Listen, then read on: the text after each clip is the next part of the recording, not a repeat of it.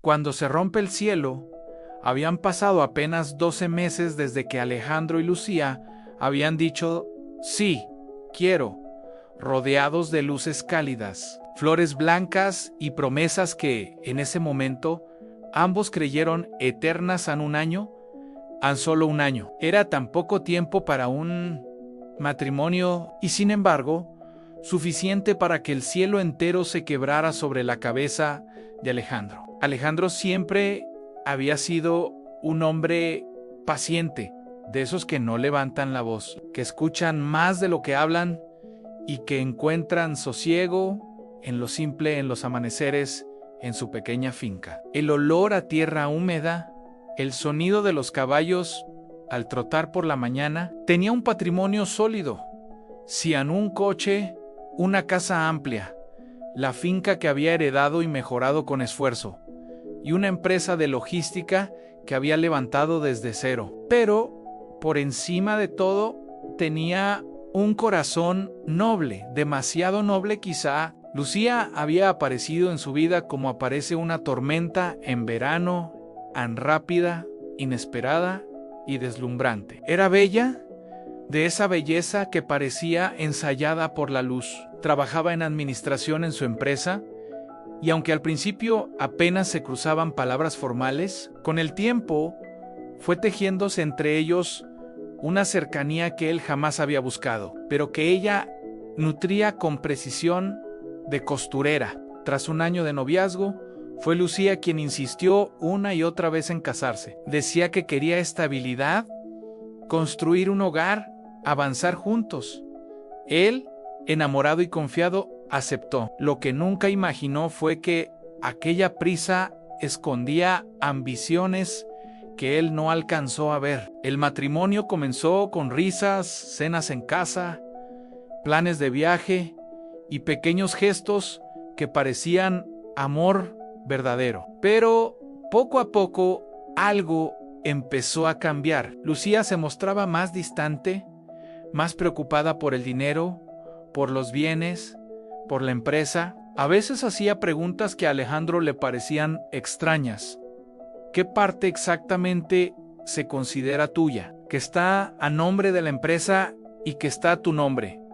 Él no sospechaba, no quería sospechar. El amor, cuando es limpio, suele ser ingenuo. Todo explotó una tarde cualquiera, sin aviso previo, sin sospechas que amortiguaran el golpe. Alejandro regresó antes de tiempo de una reunión cancelada, entró en casa en silencio, como siempre hacía.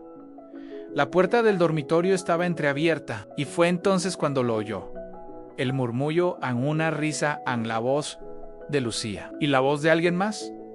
Alguien que él conocía demasiado bien. Era Marcos Sansú, empleado de confianza. Él mismo, a quien había dado oportunidades, a quien había ascendido, a quien consideraba casi un amigo. Alejandro abrió la puerta sin pensar, sin respirar, sin imaginar siquiera lo que vería. Y allí estaban Ana Lucía y Marcos, juntos, entrelazados, desnudos en la cama donde un año antes habían firmado promesas de fidelidad. El mundo se detuvo. No hubo gritos, no hubo insultos, solo un silencio que dolía como si le arrancaran el pecho desde dentro. Lucía se cubrió de inmediato, tartamudeando excusas absurdas.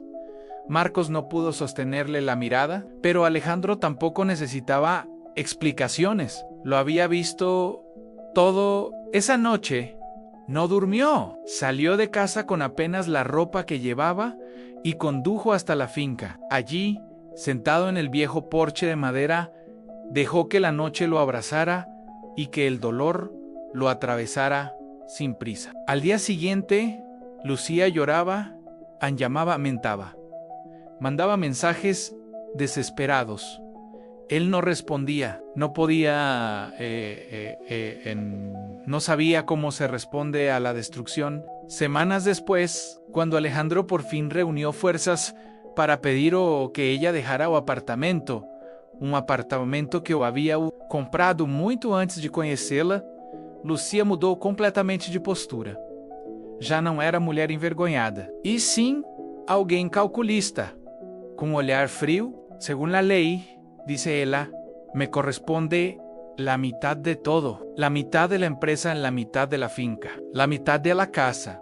Alejandro ficou imóvel. Era como levar outro golpe, desta vez mais baixo, mais cruel. Lucia realmente acreditava que sairia do casamento com metade de seu patrimônio, mesmo depois de tê-lo traído. Achava que a infidelidade seria apenas um detalhe quando o dinheiro entrasse em jogo. O sorriso confiante dela doía. Mas o que ela não sabia, o que nunca sequer havia se dado ao trabalho de verificar, era que no dia em que insistiu tanto para assinar o casamento rapidamente, Alejandro havia escolhido o regime de comunhão parcial de bens, o que significava que tudo que ele possuía antes do casamento era exclusivamente dele caça, empresa, caro, finca e investimentos. Tudo. Lucia só teria direito ao que havia sido adquirido durante o casamento. Praticamente nada. Quando o advogado explicou isso a ela, a expressão de Lucia se desfez como vidro contra o chão. Os olhos se arregalaram. A respiração ficou curta. A segurança falsou e vaporou-se num segundo. Não pode ser, sussurrou ela. Tiene que haver algum erro. Esto não é justo. Alejandro quase sentiu pena. Quase. Mas qualquer vestígio de compaixão morria ao lembrar da cena no quarto, das mentiras, da manipulação. A partir daí, Lucia entrou em desespero. Começou a persegui-lo emocionalmente, tentando recuperar o que tinha perdido, o conforto, o dinheiro, a estabilidade que lhe proporcionava. Perdone. Chorava sempre que ele ia ao apartamento. Eu cambié. Foi um erro. Não supe lo que hacía.